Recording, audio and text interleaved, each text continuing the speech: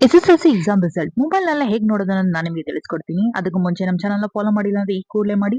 Just registration number entry ಮಾಡಿ submit ಕೊಟ್ಟ ತಕ್ಷಣ ನೀವು ನಿಮ್ಮ SSLC ಎಕ್ಸಾಮಿನೇಷನ್ ರಿಸಲ್ಟ್‌ನ ನೀವು ನೋಡ್ಬೋದು. ಅದು ಹೇಗೆ ಅನ್ನೋದನ್ನ ಈ ಕೂಡಲೇ ನೋಡೋಣ ಬನ್ನಿ. ಮೊದಲಿಗೆ ನೀವು ಗೂಗಲ್ ಕ್ರೋಮ್‌ನ ಓಪನ್ ಮಾಡಿ ಅದರಲ್ಲಿ ನೀವು ಸರ್ಚ್ ಬಾರ್ ಮೇಲೆ ಟ್ಯಾಪ್ ಮಾಡ್ಕೊಳ್ಳಿ.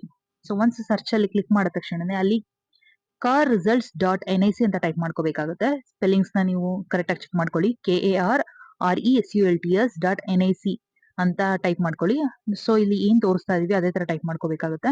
ಸೊ ನೆಕ್ಸ್ಟ್ ನಿಮ್ಗೆ ಒಂದು ವೆಬ್ಸೈಟ್ ಓಪನ್ ಆಗುತ್ತೆ.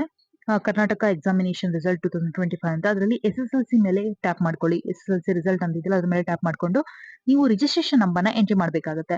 ನಿಮ್ದು ಹಾಲ್ ಟಿಕೆಟ್ ಅಲ್ಲಿ ಇರೋ ರಿಜಿಸ್ಟ್ರೇಷನ್ ನಂಬರ್‌ನ ಎಂಟ್ರಿ ಮಾಡ್ಕೊಳ್ಳಿ. ಹಾಗೆ date of birth hall ticket ಅಲ್ಲಿ ಇರೋ ತರನೇ ಡೇಟ್ ಆಫ್ ಬರ್ತ್‌ನ ನೀವು ಹಾಕ್ಬೇಕಾಗುತ್ತೆ. ಸೊ ಹಾಕಿ ಸಬ್ಮಿಟ್ ಕೊಟ್ಟ ತಕ್ಷಣನೇ ನಿಮ್ದು SSLC ರಿಸಲ್ಟ್ ಏನಿದೆ ಅದು ಶೋ ಆಗುತ್ತೆ.